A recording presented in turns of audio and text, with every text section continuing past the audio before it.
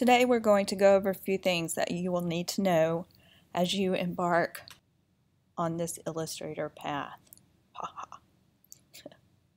Anyway, okay, so we are looking at the Illustrator menu and we're going to go to Window Symbols.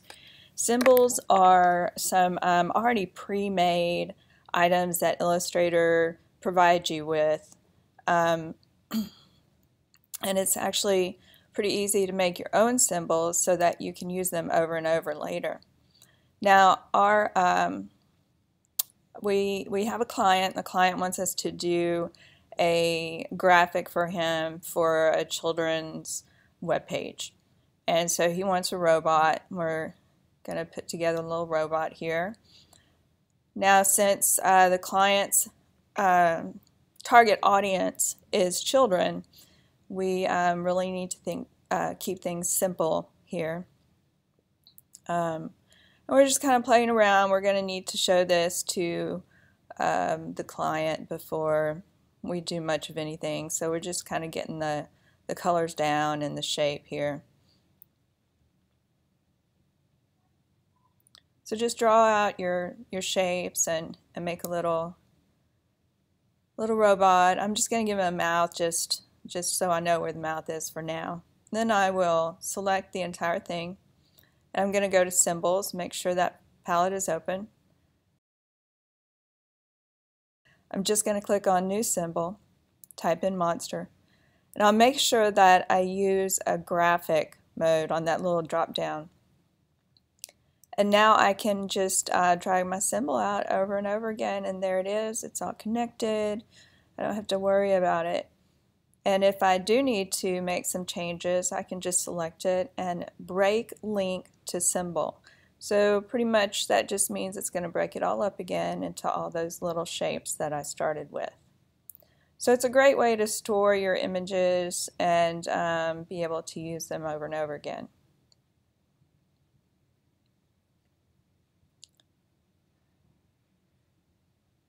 I don't know what we're doing here. So as you can see, there are more symbols that you can choose from. There's all these libraries. And let's go ahead and choose one so you can kind of get a look of what's in there. Nature. You just drag one of those little buggers out and make him a little bit bigger. You have to be in the right tool, but there we go.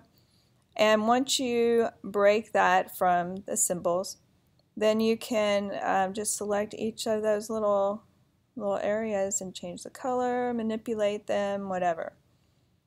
I don't use these a lot because someone else did that, not me, and so I just, you know how I feel about that. I just like to make sure everybody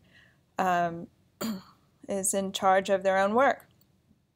But they do come in handy. So I am going to delete these guys because something's going on here. I want my stuff aligned better, and they're not, all my little symbols aren't lining up very well. So see how I want his legs, they need to be sort of lined up with his head, because you know alignment is one of the CRAP of design, and it's the A in the CRAP, alignment. And so we like to have things sort of lined up and even. It just gives it a better sense of balance. So I'm going to draw the legs over again, but I would really like to have some guides out there to help me line them up. So I'm going to go up to, I'll grab my other tool, move it around a little bit and see. I'll go up to Window and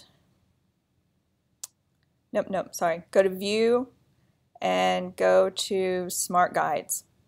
And now I'll have those little guides back. I know you've seen them before where they'll help me line things up. So see, I can line it up with the eye or the side of the head or whatever. So I'm going to copy and paste and put that other leg back over there. line that up so they're kind of evenly spaced away from the edge of the body.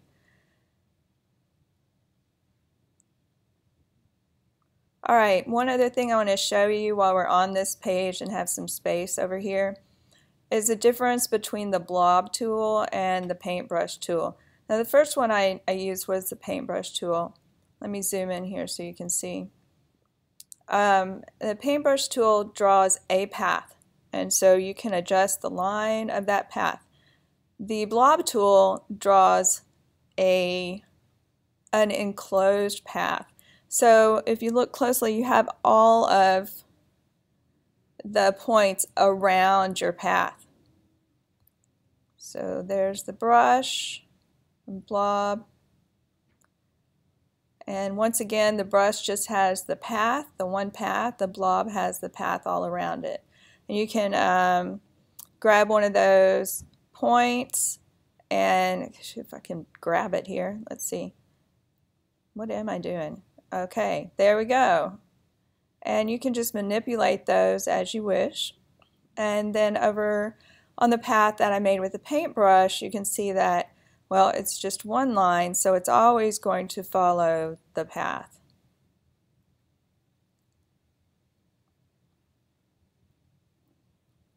Okay, so we've got some colors here we're working with, and as you can see, I'm going to go to File, Document Color Mode, and I am in RGB. That's because I'm working for something that's going to be on the web. But let's say I want to make sure it's going to look good in CMYK, which is for print, right? So I can go to View, Proof Setup, and just click on Working CMYK. And it doesn't change much because we don't have very many colors here. But if you want to see how something is looking, you just go up there to Proof and View and CMYK. And you can see we're still in our RGB. We haven't changed anything.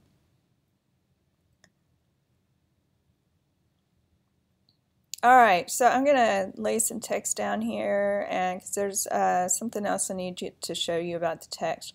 So go ahead and just type in some text here. We actually need to create a flyer for a dog shelter. So we're going to type some text here. You can go ahead and do that too. Every good dog needs a good home. Dogs are faithful, not and. Even the most, and I think I was going to put homely, then I decided not to. Even the ugliest dog, has a sweet demeanor.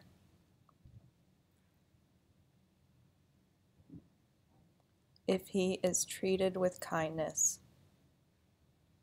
Okay, so we are going to need to adjust the spacing of this text, and I'm going to go ahead and highlight it.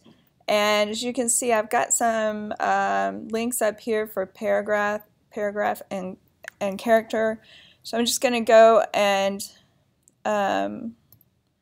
click on those. I know, well, let's make sure it's highlighted. I'm going to need the character menu, not the paragraph, the character. Okay. So here, if you hover over each of these, you'll see that there are some things called leading and tracking and horizontal scale and character rotation, all of the things that will help you manipulate your text.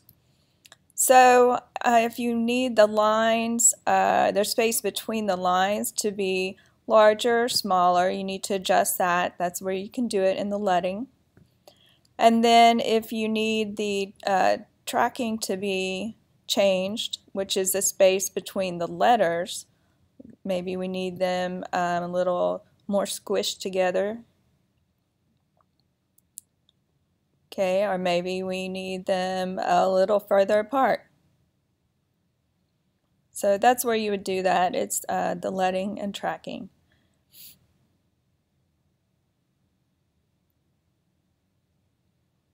Alright, so let's see what I'm doing here. Oh, perspective grid. Some of you accidentally got into this by doing a shortcut or clicking the wrong thing. Perspective grid is right there under view and then perspective grid and show grid or hide grid. Then all you have to do is click on, not the mesh tool, the perspective grid tool, and you can click on that X, or you could have gone to just view perspective grid and hide.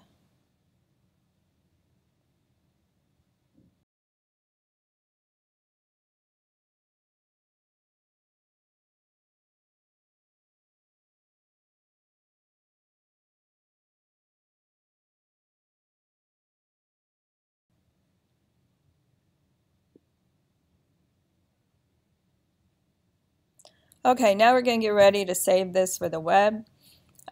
We can go to just File, Save for Web, and it will take us to this screen that will allow us to change from GIF to JPEG to PNG, whatever we need here. And we even have some options, like under JPEG we'd have the option of having a higher resolution. Under PNG we have some different options here. So if you ever need to save for the web and you're told specifically what type of file and what quality, then this is where you would do it. And you just click Save, and then you go ahead and save. And this will actually save an HTML file along with the image that you just created. So this will, if you're designing an interface with the buttons like home buttons and navigation buttons and stuff, that's how you would save it. Alright, we do have some very specific colors here, and I'm really don't like to have all those other colors out because I know I'm just going to be working with a very limited amount of colors here. So if you look at all these, yeah, I might need a few more colors, but not all of those. So let me go ahead and decide what colors I want. Let's change some of the colors of these things here. Okay, we can just go ahead and click on one. Ooh, I like that effect. And click on the other, and so now I've got the yellow, the green.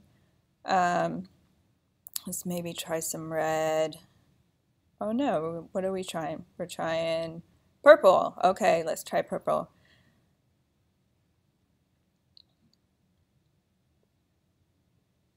And I don't know, what are we going to do with this one? Let's make sure we select them all and then make the guy red robot. Or maybe not. Maybe we'll make him white. And a red outline.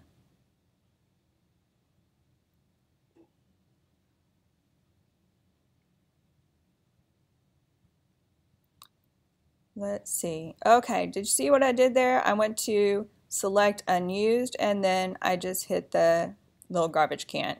So now all those other colors are gone. I don't need to worry about them. I've just got the colors that I'm using. So again, I just clicked on the little flyout menu and went to select unused, and then after they were all selected, I just clicked the little garbage can and boom, they were gone. Just like that. Boom, everything else except the text is gone because we're starting now on our dog flyer. So I'm going to go ahead and we need some circles here for our little dog flyer, and so get the elliptical tool and go ahead and drag out and make some circles. My mouse is just flying across the screen here. I don't know why, but whatever. We've got a couple of circles here, and we're going to need to actually have the text wrap around them.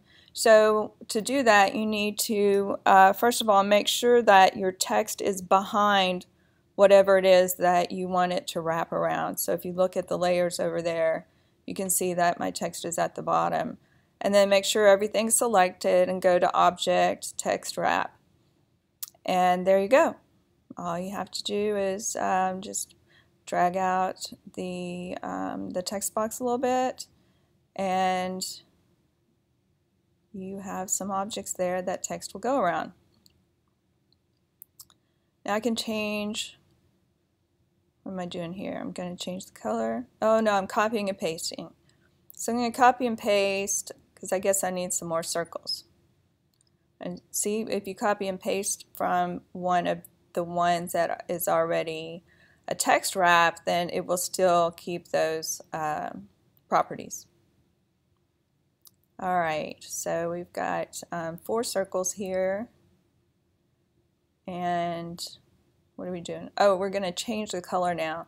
But you know, I'm not very good at color, so I'm going to use this tool that Illustrator gives us, which is called the Color Guide. It's under Window, Color Guide. And the Color Guide will help you choose some good colors, and they're called harmony rules is what these colors are called, or this particular palette. And it just means that all the colors have some harmony and they complement each other. So if you ever see that, and you know about a color guide, you know what's it good for? It's good for helping you choose some complementary colors. So, and actually, once you have the colors that you want, you can even click this little button down here and save it to your color palette. Okay, so I jumped ahead here. Here I am. You're supposed to get 2 files out, one of dog bone pattern and one of a dog. So I've got those into my file, however I need to do that. And actually I just copied and pasted the dog, and I just dragged the dog bone pattern in. But I want the dog to actually have instead of black, I want him to have sort of a fill of that dog bone pattern. So the way to do that is make sure that, first of all, that your dog is in a layer above the pattern. So see right now that's not very helpful. Just can't see where it is. So over here I'll just drag the pattern underneath the dog. There we go. And I'll click the dog and I'll click the pattern, make sure you've got them both selected, and go up to Object, Clipping Mask, and Make. And voila! Your dog is clipped to that pattern. You can move him around, make him larger, make him smaller, whatever you like. So go ahead and save this or export it as a PNG and put it on your blog. You're almost ready to take the test.